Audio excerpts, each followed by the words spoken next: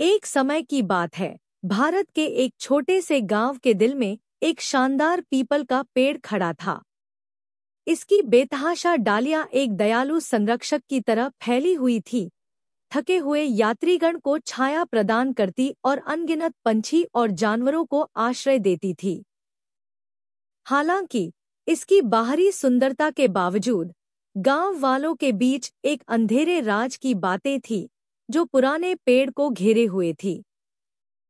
किस्से कहते हैं कि बहुत साल पहले गांव के लोगों द्वारा धोखा खाने वाले एक शक्तिशाली ऋषि ने पेड़ पर शाप दिया था। अपने क्रोध में ऋषि ने एक भयानक शाप दिया, पेड़ और उसकी शाखाओं के नीचे आश्रय लेने वालों को निंदा की। उस दिन से वहां अजीब और डरावनी घटनाएं हुईं, जिससे कई लोग यह मानने लगे कि शाप सच है। गांव वालों के बीच एक युवक राजू भी था, जिसकी जिज्ञासा अक्सर प्रतिबंधित क्षेत्रों को खोजने के लिए उसे ले जाती थी। अपने बड़ों की चेतावनियों के बावजूद राजू को पेड़ के प्राचीन प्रेरणा से आकर्षित महसूस होता था। एक पूर्णिमा की रात, जब वह इसको और नहीं रोक सका, तो एक नियमित यात्रा पर निकला जो उसके जीवन को हमेशा के लिए बदल देगी। राजू जब पेड़ की ओर बढ़ा तो उसकी कमर में एक ठंडक भागी और वह एक पल के लिए हिचकिचाहट करते हुए खड़ा हुआ, फिर पेड़ की शाखाओं के छाया में कदम रखा। अचानक हवा में एक डरावनी चुप्प में गहराई बढ़ गई और राजू को ऐसा लगा कि अदृश्य आंखें उसके हर कदम को देख रही हैं। अनिश्चितता को नजरअंदाज करते हुए उसने दुर्बल स्थिति को ध्यान में न लेते हुए पेड़ के शाप के पीछे छिपे रहस्य को सुलझाने का निर्धारण किया। जैसे ही वह पेड़ के दिल में और गहराई से भटका, राजू ने उसकी जड़ों के नीचे छिपे एक गुप्त कक्ष पर टकरा लगाई। अंदर उसने एक प्राचीन स्क्रॉल खोजा, जिसमें रहस्यमय प्रतीक और गूढ़ लेखन था। कंपकंपाहटी हाथों के साथ राजू ने स्क्रॉल को खोला और इसकी सामग्री को समझने लगा, बिना यह जानने कि काले शक्तियों को वह क्या खोल रहा है। राजू को जानकर नहीं था कि पीपल के पेड़ का शाप सिर्फ सुपरस्टिशन वाले गांव वालों के दिमाग की उपाधि नहीं था।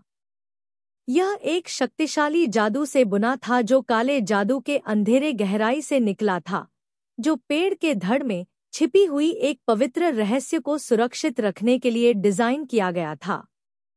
जैसे ही राजू पेड़ के शाप के रहस्य की गहन खोज की ओर बढ़ता है, वह अप्रत्याशित रूप से उसकी प्राचीन जड़ों में निवास करने वाली शैतानी आत्माओं को जगा देता है। उसके चारों ओर छायाएं खतरनाक रूप से नाचती हैं और भयानक बिनाएं हवा में भर देती हैं, उसे पीछे हटने से पहले डराने के लिए चेतावनी देती हैं। लेकिन राजू असंख्य चीजों के लिए निरंतर था, उसकी आत्मा को जला रहा था। प्रत्येक पल के साथ शाप मजबूत होता गया। राजू को इसके सुनने का सांस लेते हुए एक अंधेरे जाल में जकड़ लिया। वह पलायन करने का प्रयास किया, लेकिन पेड़ की जड़ों की रूट्स ऐसे महसूस होते हैं कि वे उसको गोली मारते हुए अपने अंधकार के जाल में फंसा लेते हैं। बेताब और अकेला राजू मदद के लिए चिल्लाया, उसके पास शापित पेड़ के कंधों से बचाने की आशा की।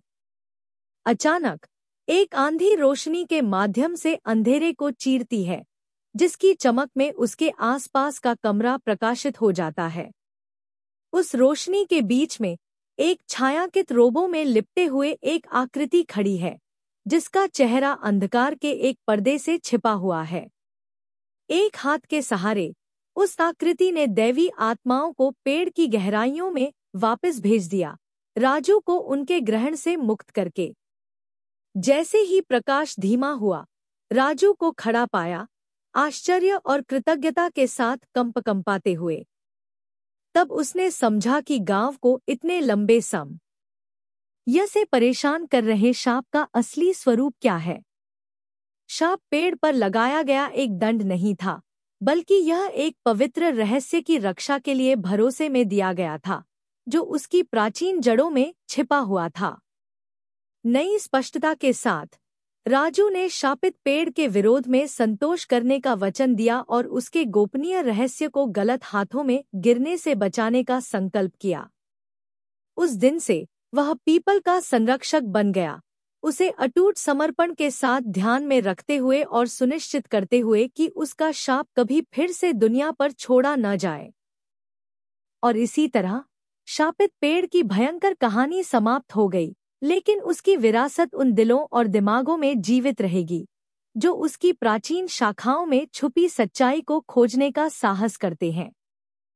क्योंकि अंधेरे के छाया के नीचे पुनर्मुक्ति का प्रकाश छिपा होता है, जो उन धैर्यवान लोगों द्वारा खोजा जाता है जो अज्ञात में शांतिपूर्णता की खोज में निकलते हैं।